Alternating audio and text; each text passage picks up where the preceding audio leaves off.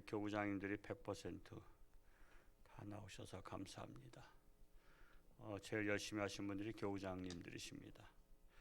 그러다 보니까 교구장들을 서로 못하려고 해요. 안 하려고 하는지 못하려고 하는지. 근데 이제 교구장 정도는 해야 또 그만큼 또 책임감이 있는 또 성도라고 할 수 있습니다. 오늘 설교에 집중하시는 예수님 배경을 같이 읽어볼까요? 시작. 예수님은 십자가 지실 때가 가까워오자 육신의 질병을 치유해 주시는 것보다 말씀을 선포하시는 일에 집중하십니다. 왜냐하면 육신은 또다시 병들고 죽어지지만 영혼 구원은 영원하기 때문에 하나님 나라의 말씀 전파에 집중하십니다. 초창기에는 질병 고치는 데 치중을 하셨죠.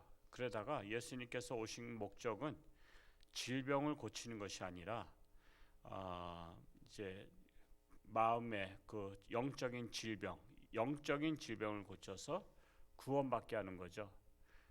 영적인 질병을 고쳐야 구원받습니다.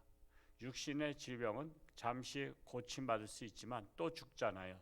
어차피 육신은 장막집 같은 것이기 때문에 수리해서 살다가 나중에는 이제 낡아지면은 다 없애는 겁니다. 그러면은 그 안에 있는 사람이 이사 가잖아요. 새 집으로. 그러니까 우리 영혼이 육신의 장막집에서 지금 살고 있다가 육신이 낡아지면 새 집으로 가는 곳인데 그것이 천국입니다. 그래서 육신이 중요한 게 아니라 사실은 이 육신 안에 살고 있는 영혼이 중요한 거죠. 여러분의 집이 아무리 좋아도요, 집보다 여러분이 더 중요한 것 같은 거예요. 집이 아무리 수백억 가도 그 안에 살고 있는 사람이 중요한 거지 그 집 자체가 중요한 게 아니거든요. 그것처럼 우리 몸이 아무리 좋아도 아무리 이쁘고 세계에 인기가 있다 할지라도 그 안에 있는 영혼이 가장 소중한 겁니다. 예수님은 영혼을 고치러 오셨고 그 영혼이 구원받기를 원하시는 것입니다. 우리 묵상 1번 10장 중심입니다. 읽어봅니다. 시작. 재물이 많은 사람이 예수님께 와서 어떻게 하여야 영생을 얻을 수 있는가를 묻는 사람에게 왜 재산을 다 팔아 가난한 자들에게 주라고 요청하실까요? 그것은 그가 이웃을 사랑하라는 계명들을 형식적으로 지켰기 때문입니다. 나에게 부족한 것은 무엇일까요? 세상 사람들이 볼 때요, 우리 생각해 보자고요. 예수 믿는 사람이나 안 믿는 사람이나 달라 보일까요? 똑같아 보일까요? 교회 가는 모습은 다르겠죠. 주일날 성경 끼고 교회 가는 모습은 다르지만 삶의 자리에서는 대개가 비슷해요. 세상 사람들이 욕심을 부리면 믿는 사람들이 양보할 수 있는 마음, 그게 중요하죠. 난 양보 못해. 근데 우리는 너그러움이 있어야 돼요. 우리는 천하보다 귀한 생명을 얻었잖아요. 그리고 우리는 큰 믿음의 보물을 갖고 있잖아요. 우리 마태복음 13장에 보면 씨 뿌리는 비유, 여러 가지 천국 비유가 나오는데 우리는 천국을 소유했다고요. 그러면 다른 것들은 좀 양보할 수 있는 마음의 여유가 있어야 돼요. 예를 들어서 복권이 우리 춘천 두천면 출신 경찰이 춘천에서 한 400억, 옛날에 400억 당첨된 일이 있었죠. 그러자 그냥 사표 내버리고 가버렸는데 퇴직금도 안 받았다래. 들린 말에 의하면 그 퇴직금은 경찰도 해식하라고. 여러분, 퇴직금이 그것도 적은 돈은 아니잖아요. 최소한도 한 1억 이상은 될 거 아니에요. 근데 경찰도 해식하라고 딱 주고서는 그냥 딱 사라진 거야. 그리고 저 두천 중학교 교장 선생님들 만나봤더니 그 학교에서 장학금을 많이 내놨다래요. 많이 내놨어. 그러면 그걸 가지고 생각을 해봤어요. 사람이 이 돈이 많이 생기면 좀 여유가 있어서 남을 나눠주듯이, 근데 그 재물보다 더 귀한 게 우리 영혼이 구원을 받았단 말이에요. 그러면 우리가 넉넉한 마음을 표현할 수 있는 게 대개 재물이에요. 재물. 다른 거로다 말로 아무리 배고픈 사람한테 배불러 많이 먹어 그래야 먹을 게 있어야 먹죠. 우리는 영원히 구원을 받고 천국이 소망 있는 사람들이라면 우린 세상에서 좀 넉넉함을 마음을 가져야 돼요. 그리고 손해 본다면 내가 더 손해 보고 상대방이 원하면 양보하고 그런 마음의 여유 자세가 필요하다는 사실이에요. 그래서 정말 이웃 사람들이 볼 때 역시 저 사람은 예수 믿는 사람 달라. 예수 믿는 사람 달라. 그런 소리를 들어야 되는데 나는 억울해서 못 살아. 나도 똑같이 나누자. 그리고 막 똑같이 그러면 세상 사람들이 아유 예수 믿어봤자 소용없어. 그래서 오늘날 전도가 힘든 이유 중에 하나는 예수 믿어봤자 소용없어. 저 사람 보니까 나만도 못해. 저 사람 예수 믿는 사람이 저 모양이야. 차라리 그럴 바엔 난 교회 안 다녀. 예수 안 믿어. 그래서 전도가 힘든 거예요. 뭔가 다르면요 전도가 되는데 나도 교회 다니면서 새 사람 돼야지 그럴 텐데 뭐 교회 다니나 안 다니나 똑같으면 뭐 교회를 왜 가겠어요. 그래서 우리가 전도하기 어렵다는 것을 이유도 잘 생각해 봐야 된다라는 사실입니다. 2번은 11장 중심인데요. 읽어볼까요? 시작. 이제 예수님은 마지막 주간을 맞으십니다. 무화과 나무에 열매가 없는 것을 보시고 이스라엘을 생각하시면서 책망하셨고 성전에 들어가셔서 매매하고 돈 바꾸는 사람들의 상을 들러부시며 쫓아내십니다. 나는 얼마나 많은 열매를 맺었으며 과연 우리 교회가 만민이 기도하는 집으로 쓰임받고 있습니까? 예, 우리는 열매가 필요하죠. 과일나무를 비유한 겁니다. 과일나무의 목적은 뭐죠? 열매예요, 열매. 근데 열매가 없으면요 그 과일나무가 굳이 밭에서 고생하면서 키울 이유가 없어요. 그냥 산에 있는 산나무라면 지가 크든지 말든지 신경 안 써야 되잖아요. 근데 밭에 심은 거는 비용이 들어가요. 거름도 줘야 되고요, 약도 쳐야 되고요. 그런데도 열매가 안 달린다 그러면 뽑아버리는 거죠. 뽑아버려요. 우리는 신앙의 열매가 있어야 돼요. 신앙의 열매. 신앙의 열매 중에 가장 귀한 열매가 전도 열매잖아요. 왜? 사람을 구원받게 하는 것처럼 더 귀한 게 없어요. 아무리 1,000만 원, 1억을 어려운 사람 도와줬어도요 생명을 살리는 것보다 귀한 것은 없습니다. 그래서 하나님께서는 전도의 열매를 맺는 자에게 가장 큰 상급을 주는 이유예요. 그래서 교회는 끊임없이 우리 성도들로 하여금 전도의 열매를 통해서 하늘의 상급을 받도록 하는 겁니다. 목사가 하는 일은 그거예요. 우리 성도들이 다 하나님 앞에 상급 받는 자가 되게 하는 거예요. 그래서 하나님의 상급은 여러 모양으로 주신다 이겁니다. 그래서 정말 우리 교회는 전도의 열매로 상급을 받고 또 언제나 만민이 기도하는지 우리 새벽에 나오신 분 많지 않잖아요. 한 30분 전후 나오셔요.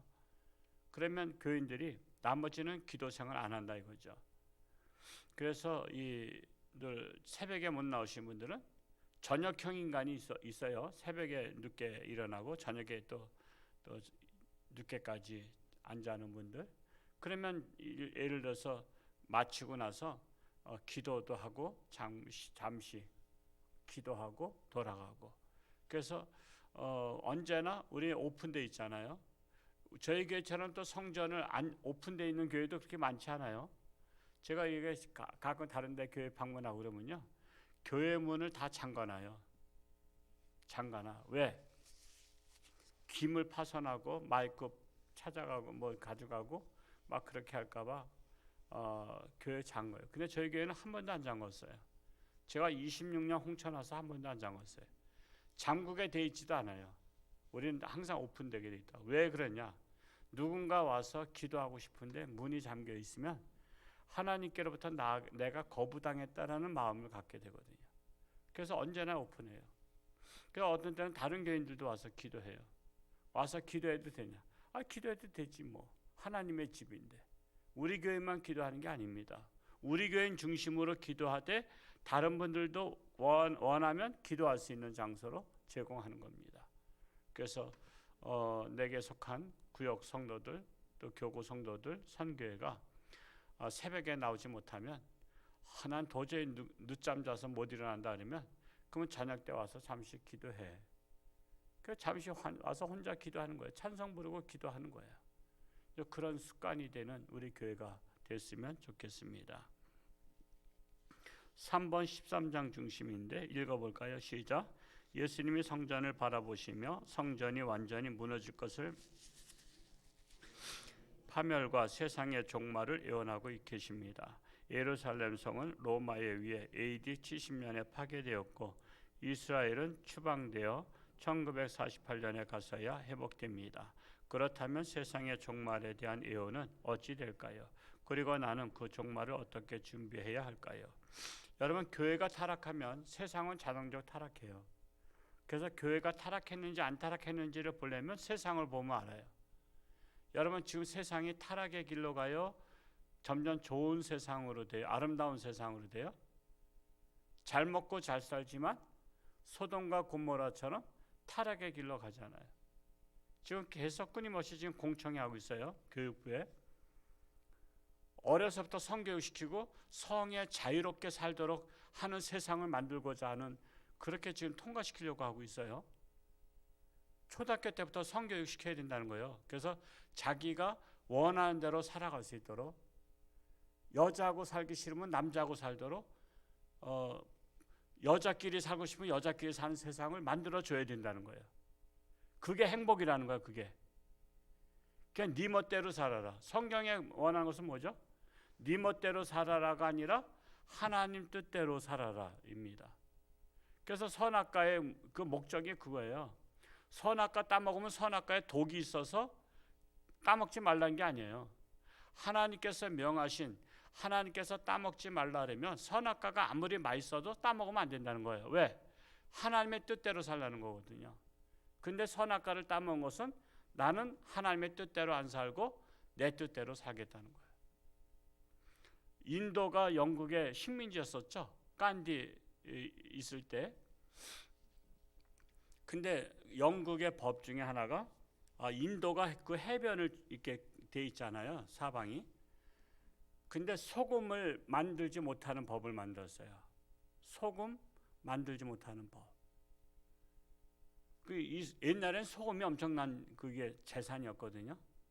근데 인도는 소금을 못 만들게 했어요. 그런데 깐디가 기자들을 불러다가 소금을 만드는 퍼포먼스를 했어요.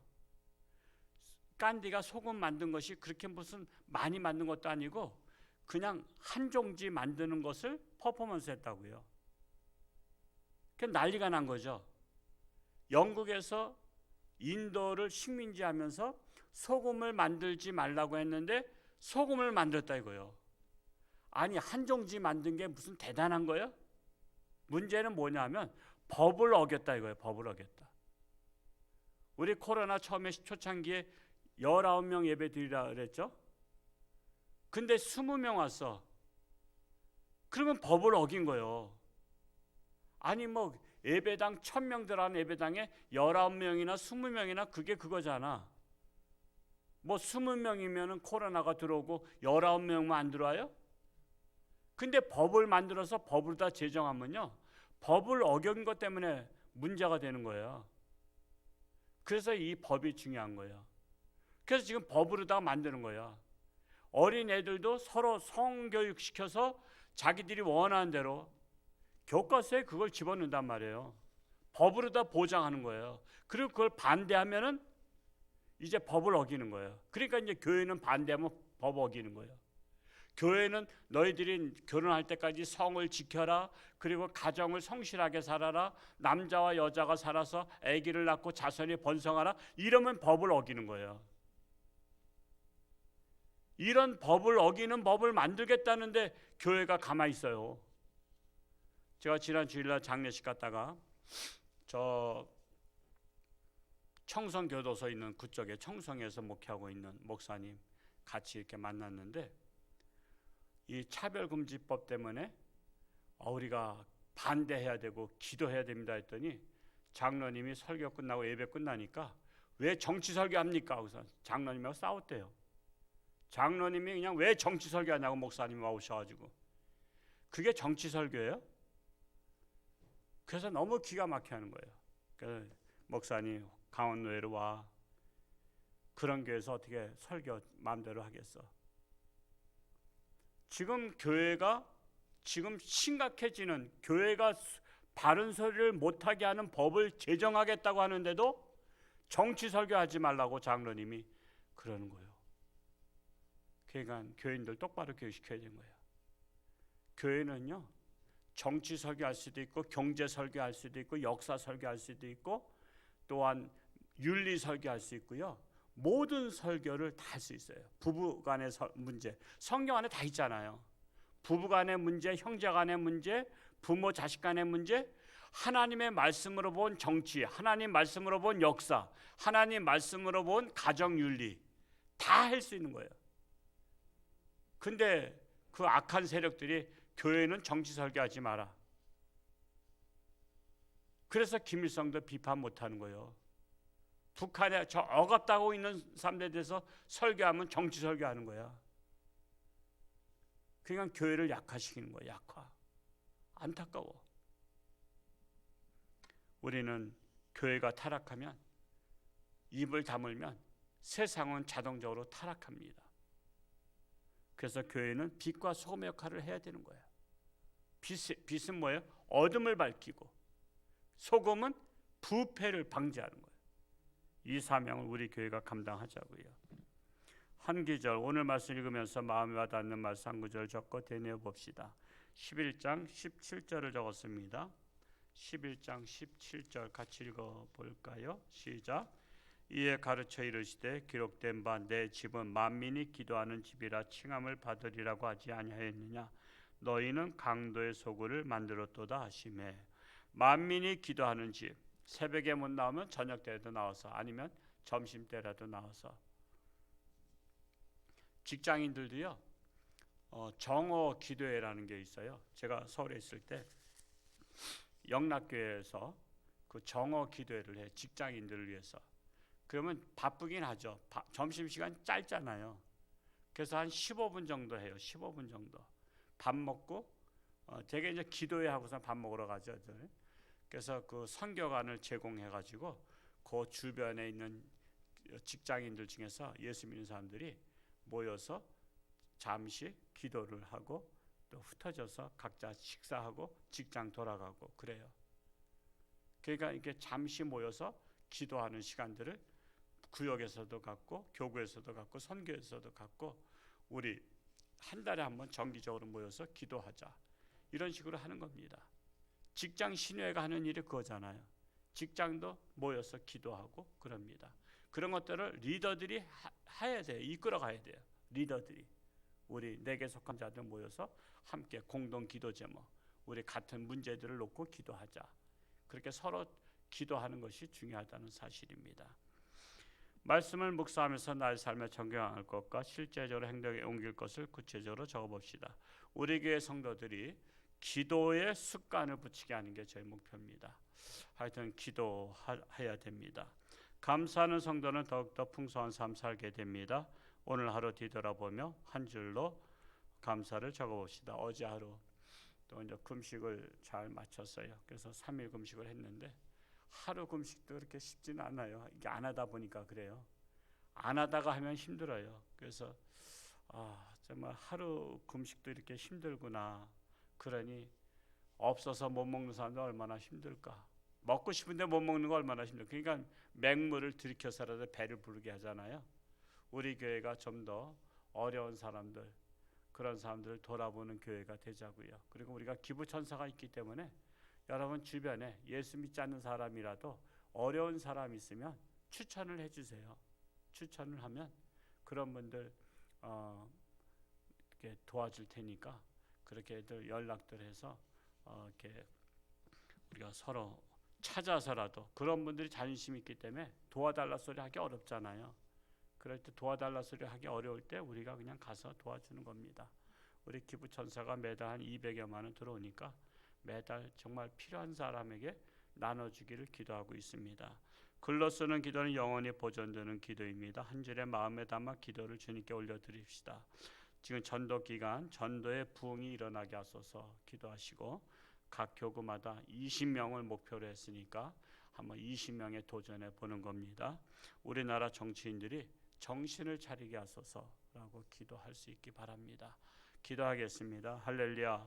고맙고 감사하신 아버지 하나님, 오늘도 새날 주셨사오니 오늘도 주님과 동행하며 승리하는 복된 날 되기를 원합니다.